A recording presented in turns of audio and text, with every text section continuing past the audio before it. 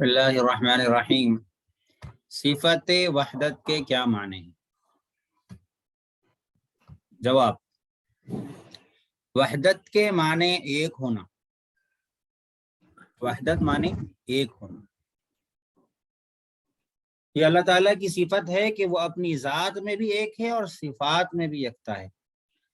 اور توحید کے معنی خدا کو ایک سمجھنا یا اس کی ایک ہونے کا یقین اور اقرار کرنا۔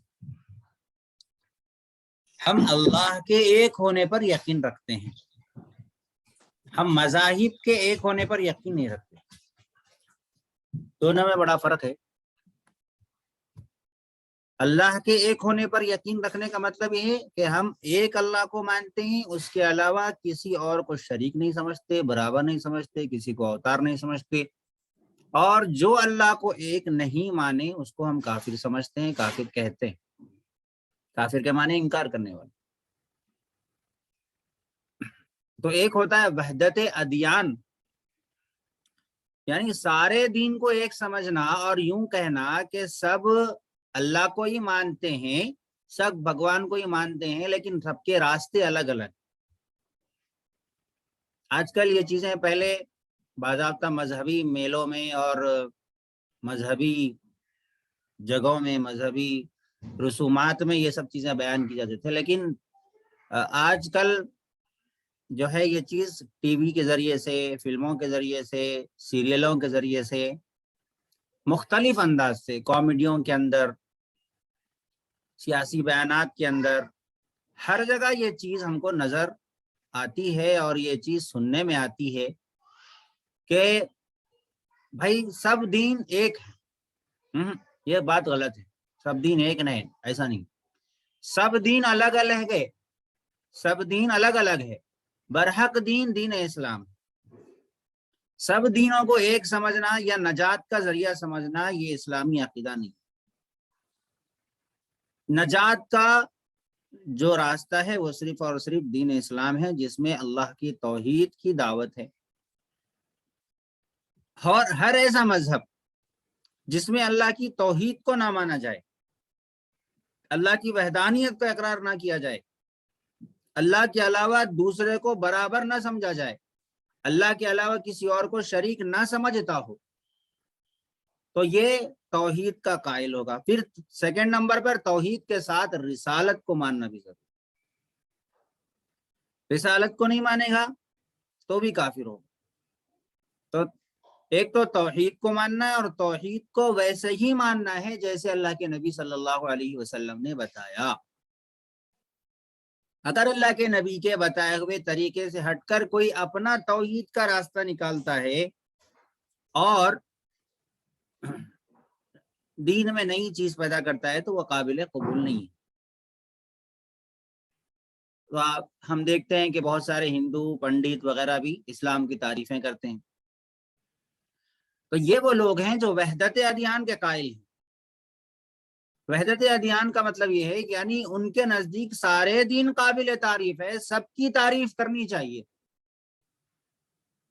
کسی کو بھی برا نہیں بولنا چاہیے، کسی بھی کوئی بھی مذہب برا نہیں ہوتا۔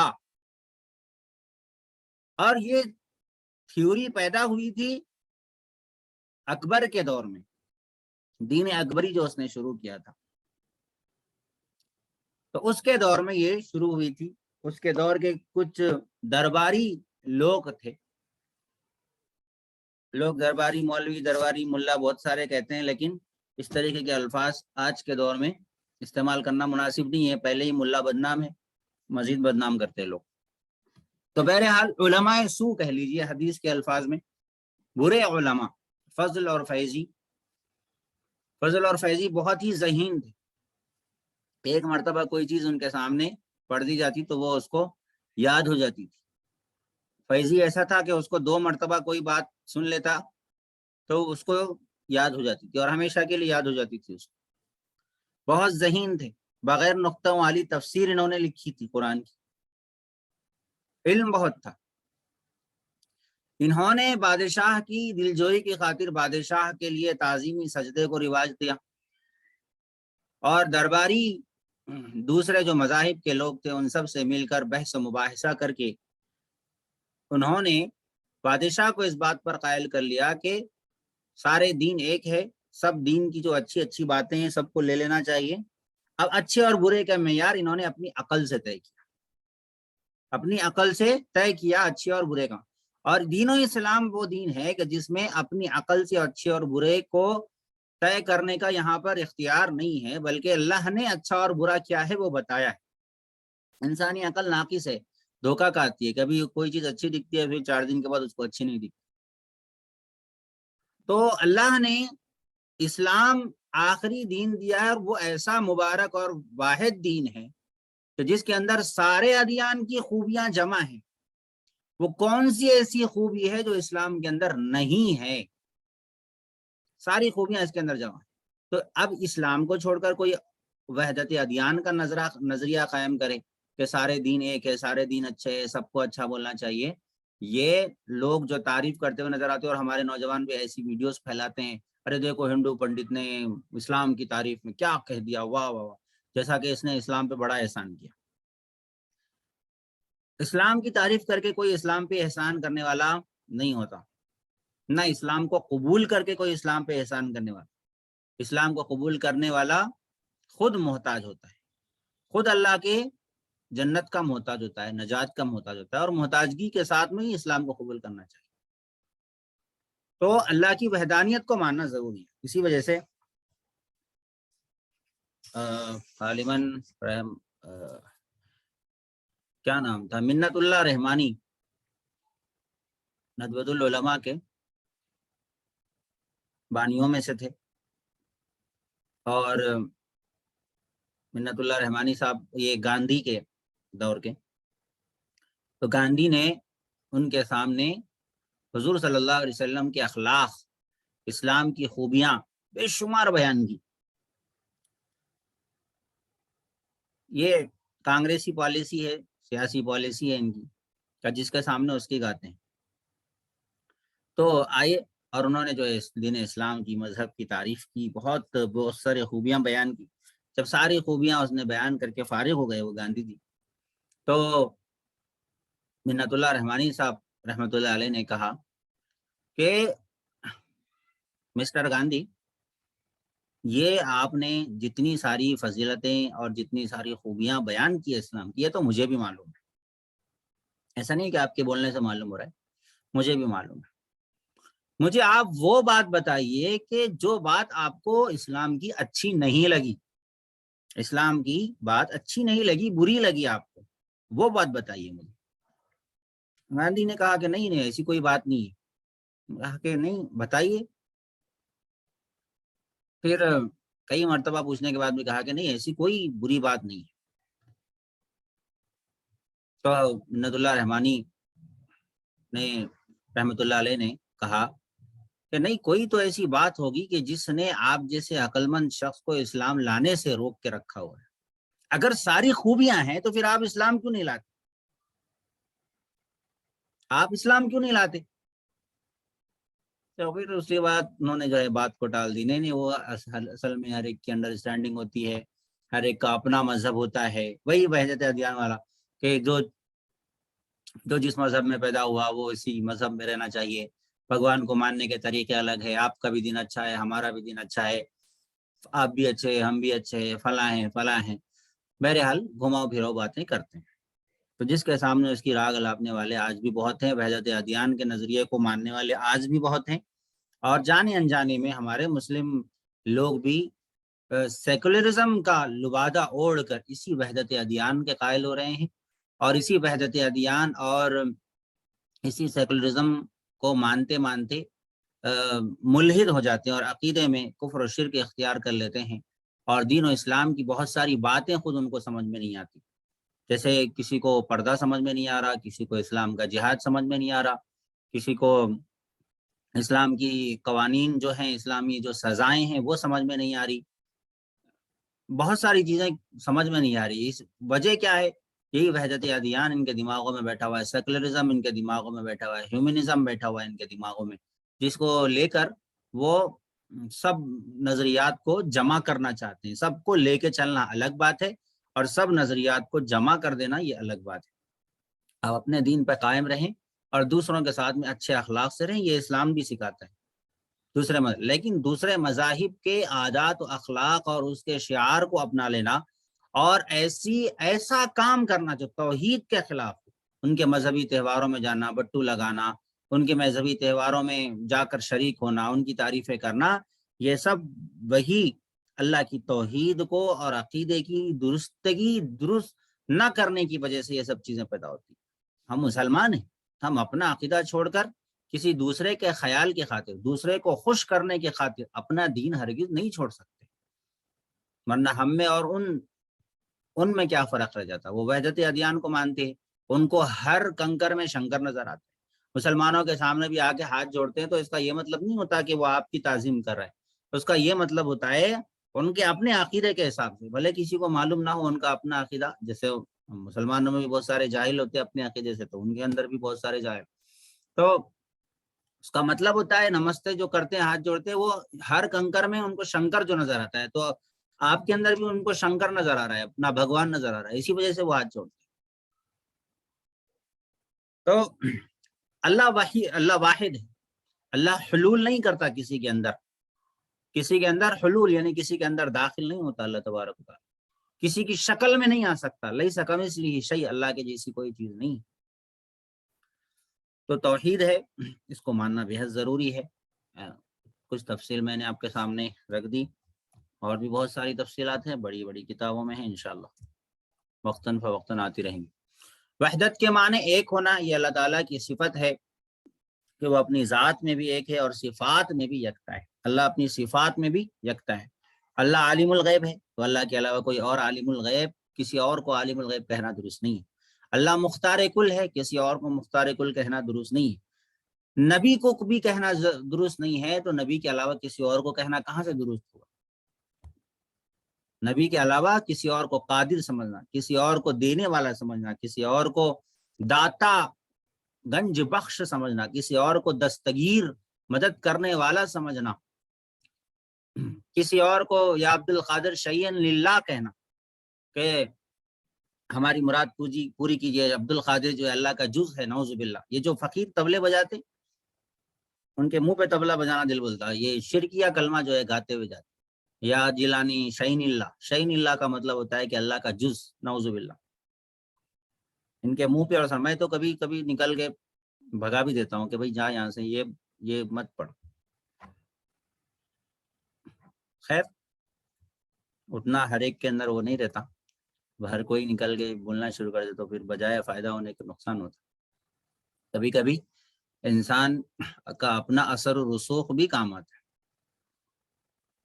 ہمارے حیدرآباد میں حضرت مولانا عاقل حسامی رحمۃ اللہ علیہ تھے، وہ جو باتیں بولتے تھے کچھ لوگوں نے ان کی نقل ماننی شروع کی، ان کے جیسا بے باکانہ انداز اختیار کرنا شروع کیا، تو لوگوں سے جوتے کھائے۔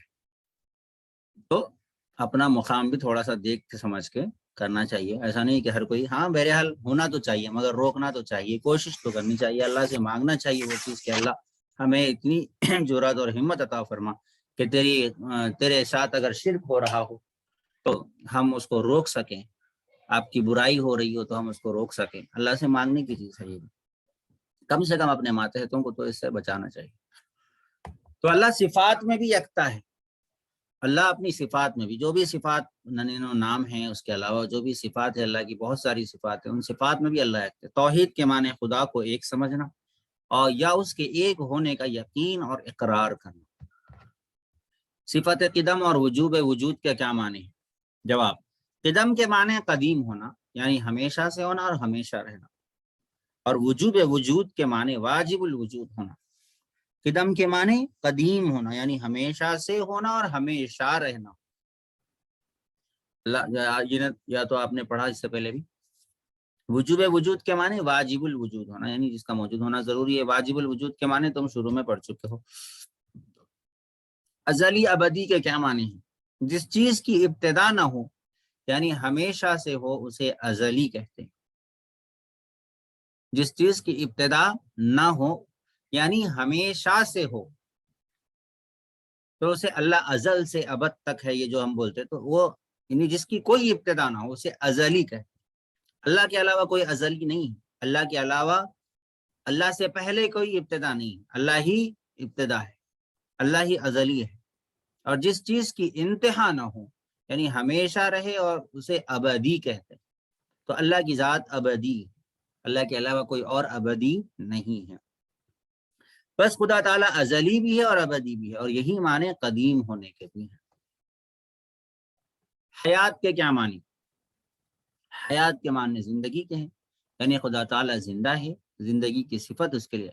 یہ سب تفصیلات آ رہی ہیں، یہ اللہ کی بنیادی جو صفات اوپر آپ نے پڑھی ہے اسی، یعنی اللہ کی جو صفات کمالیہ، وحدت، قدم، حیات، قدرت، علم، ارادہ، سماع، بصر، کلام، خلق، تکوین، 11 صفات یہاں پر بیان کی گئی ہے۔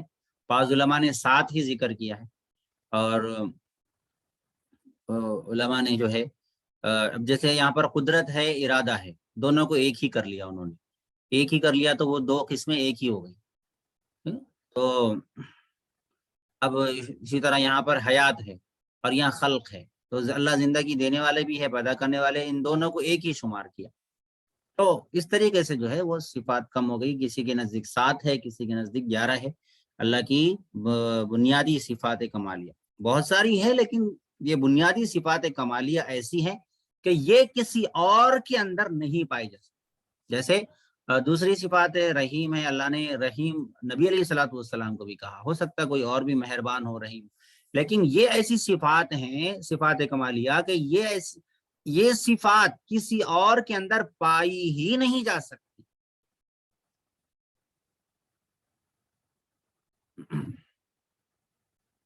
ٹھیک ہے، تو حیات کے کیا معنی؟ حیات کے معنی زندگی کے ہیں، یعنی خدا تعالیٰ زندہ ہے، زندگی کے صفت اس کے لیے ثابت ہے۔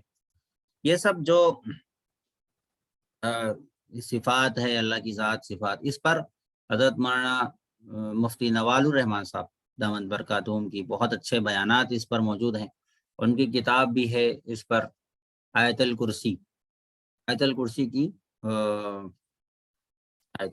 کی تفسیر غالباً ایسا کچھ ہے، تو اس کے اندر بھی انہوں نے اس سلسلے میں بھی انہوں نے گفتگو کی ہے، یہ صفات کے سلسلے میں، اور بھی بیانات بھی ہے شاید ان کے غالباً، تو وہ بیانات کے اندر بھی وہ یہ عقائد کو اچھی طریقے سے کھول کھول کر بیان کرتے ہیں، بڑے بڑے علماء کے مجمع میں بیان کرتے ہیں، اور علماء دنگ بدن یعنی دنگ رہ جاتے ہیں، گشت بدنداں بولتے ہیں اس کو، کہ علماء بس ٹکٹکی باندھ کے دیکھتے رہتے، اس طریقے سے وہ علم کا سمندر اپنا بہاتے ہیں اور بہت بہترین تشریح کرتے ہیں۔ عوام کے اندر تو عوامی انداز میں بیان کرتے ہیں، لیکن علماء کے اندر اس طریقے کی صفات کو بہت اچھی طریقے سے کھول کھول کر بیان کرتے ہیں، تو ان کے بھی کبھی سن لینا چاہیے، توحید پر بہت اچھا بولتے ہیں۔ حیات کے کیا؟ حیات کے معنی زندگی کے، یعنی خدا تعالیٰ زندہ ہے، زندگی کی صفت اس کے لیے ثابت ہے۔ صفت قدرت کے کیا معنی ہیں؟ جواب، قدرت کے معنی طاقت کے ہیں، یعنی عالم کو پیدا کرنے اور قائم رکھنے، پھر فنا کرنے اور پھر موجود کرنے کی طاقت قدرت رکھتا ہے۔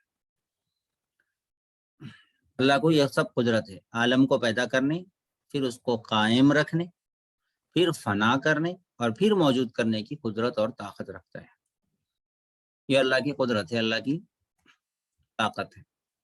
صفت علم کے کیا معنی؟ علم کے معنی ہے جاننا، یعنی خدا تعالیٰ تمام چیزوں کا عالم ہے، اس کے علم سے کوئی چیز چھوٹی ہو یا بڑی نکلی ہوئی نہیں، ذرہ ذرہ، ذرے ذرے کا اسے علم ہے، ہر چیز کو اس کے وجود سے پہلے اور معدوم ہونے کے بعد بھی، معدوم ہونے کے بعد یعنی ختم ہونے کے بعد بھی جانتے، اندھیری رات میں کالی چیونٹی کے چلنے میں اس کے پاؤں کی حرکت کو بخوبی جانتا اور دیکھتا ہے، انسان کے دل میں جو خیالات آتے ہیں وہ خدا کے علم میں سب روشن ہے، علم غیب خاص خدا تعالیٰ کی صفت ہے۔ انسان کے دل میں جو بھی خیالات بھی آتے ہیں اللہ کو اس کا بھی علم ہے، اور اللہ کے علم میں سب روشن ہے، علم غیب یعنی غیب کا علم خاص اللہ تعالیٰ کی صفت ہے۔ بہت سارے ہمارے جو بریلوی، شاید میں نے اس سے پہلے بھی تفصیل بیان کی آپ لوگوں کے سامنے یا نہیں کی، علم غیب یعنی حضور صلی اللہ علیہ وسلم کو عالم الغیب کہنا جائز نہیں ہے، کیونکہ عالم الغیب والشہادہ اللہ کی صفت بیان کی گئی ہے قرآن مجید میں۔ عالم الغیب اس کو کہتے ہیں جس کو ذاتی علم ہو، جس کو ذاتی علم ہو اسی کو عالم الغیب کہا جاتا ہے، اور جس کو کسی کے دینے سے علم ہوا ہو اس کے لیے عالم الغیب استعمال نہیں ہوتا ہے۔ اللہ کے نبی صلی اللہ علیہ وسلم کو بہت سارا علم اللہ نے دیا ہے، اتنا علم دیا کہ جتنا اولین اور آخرین کو دیا گیا تھا اس سے زیادہ علم نبی علیہ الصلوۃ والسلام کو دیا گیا تھا۔ آدم علیہ السلام سے لے کر قیامت تک ہونے والے کے حالات کا علم اللہ کے نبی صلی اللہ علیہ وسلم کو دیا گیا، لیکن اس کے باوجود بھی اللہ کے نبی صلی اللہ علیہ وسلم کا علم اللہ کے برابر نہیں ہے، اللہ کے برابر نہیں ہے۔ تو حضور کو عالم الغیب کہنا عطائی علم کی وجہ سے، ذاتی علم نہیں ہے، عطائی علم کی وجہ سے عالم الغیب کہنا یہ اللہ کی صفات میں شرک ہے، اللہ کی صفات میں شرک ہے۔ تو ہمارے بریلوی میں کچھ طبقہ یہ وضاحت کے ساتھ شرک کرتا ہے، اور کچھ جو ہے اس کے اندر تعویلیں کرتی نہیں، ہمارے بولنے کا مطلب وہ نہیں ہے، ہمارے اکابر کے بولنے کا مطلب وہ نہیں ہے، اصل میں حضور کے یہ کیا ہو گیا۔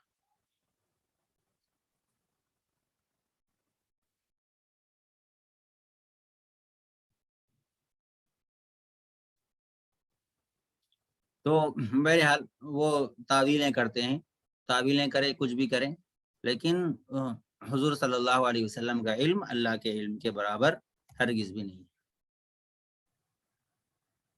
یہ پیج پلٹ گیا، اس کو کیسے صحیح کرتے کسی کو معلوم ہے؟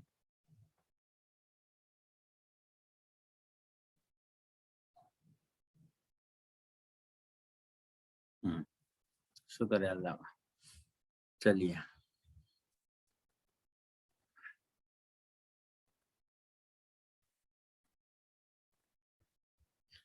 ارادے کے معنی اپنے اختیار سے کام کرنا، یعنی خدا تعالیٰ جس چیز کو چاہتے ہیں اپنے اختیار سے پیدا کرتے ہیں، اور جس چیز کو چاہتے ہیں اپنے اختیار سے معدوم یعنی ختم کر دیتے ہیں۔ دنیا کی تمام باتیں اس کے اختیار اور ارادے سے ہوتی ہیں، عالم کی کوئی چیز اس کے اختیار اور ارادے سے باہر نہیں، وہ کسی کام میں مجبور نہیں، اللہ کسی کام میں مجبور نہیں۔ بہت ساری احادیث میں اللہ کے اوپر حق ہے یہ ایسا آتا ہے، اللہ کے اوپر حق ہے کا مطلب اللہ نے خود اپنے اوپر یہ حق کر لیا ہے، اللہ نے خود اپنے اوپر لازم کر لیا ہے۔ اللہ چاہے تو اس کے خلاف بھی کر سکتے ہیں، لیکن اللہ نے خود اپنے اوپر، جیسے ایمان والوں کو نجات دیں گے، کافروں کو جہنم میں ڈالیں گے، یہ اللہ نے لازم کر لیا ہے۔ اللہ تو اب لازم کرنے کا مطلب یہ نہیں کہ اللہ کی قدرت ہی چھین گئی، ایسا نہیں۔ اصل میں یہ صفت ارادہ بہت اہم چیز ہے، سمجھنے کی ہے۔ جب علماء ایک علم کلام جب شروع ہوا، اور آزادی سے کچھ قبل اور آزادی کے بعد بھی پنڈتوں نے بھی اس طریقے کی اعتراضات اٹھائے تھے۔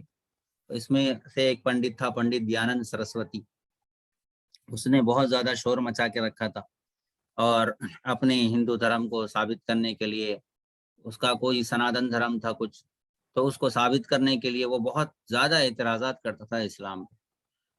تو اس نے ایک اعتراض یہ بھی کیا کہ اللہ کافر کو بخش سکتا ہے یا نہیں بخش سکتا؟ آپ کہتے ہو کہ اللہ کو ہر چیز پہ قدرت ہے،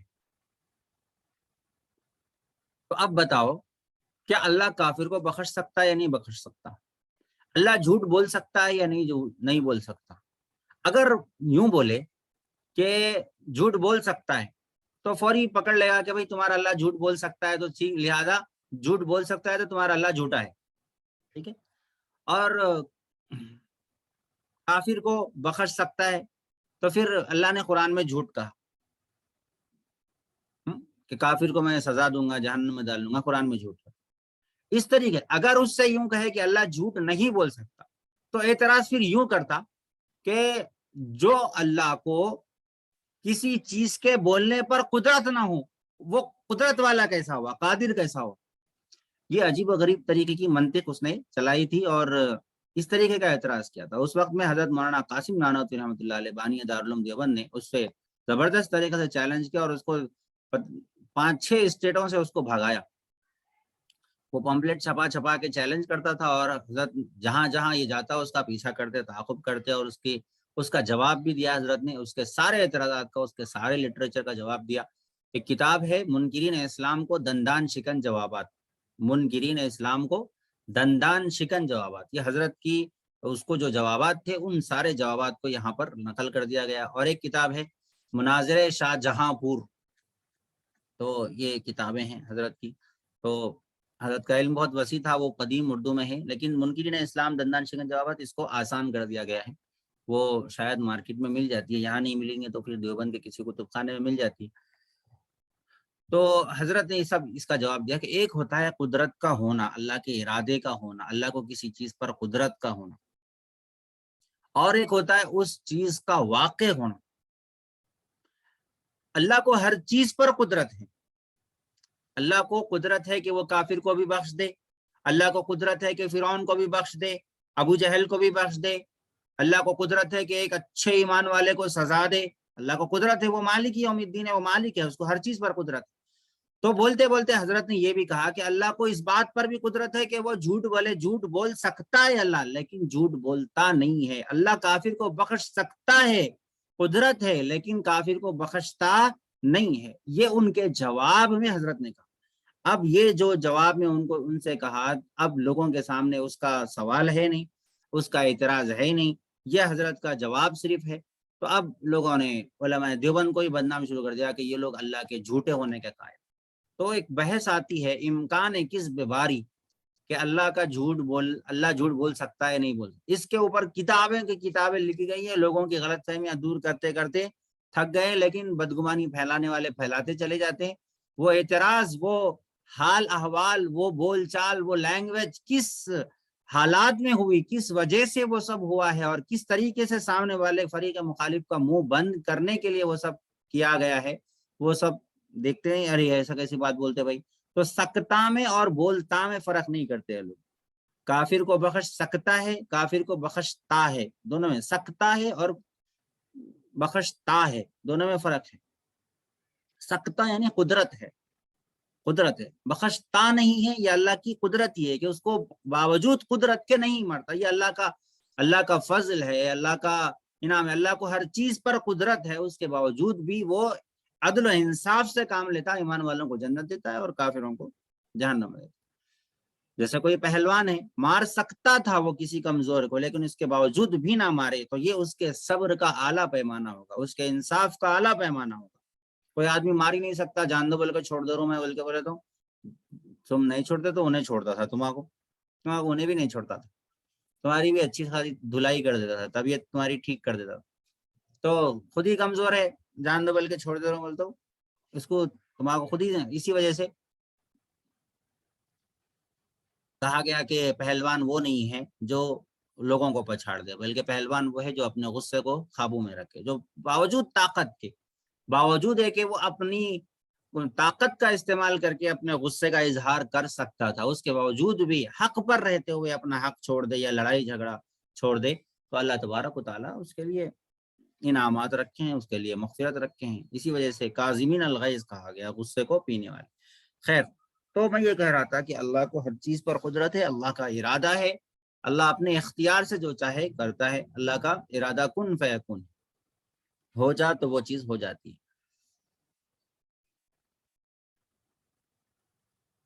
تو اللہ اپنے ارادہ کسی چیز میں مجبور نہیں ہے۔ ٹھیک ہے، یہاں تک بس ہے۔ صفت سمع بصر کل پڑھیں گے۔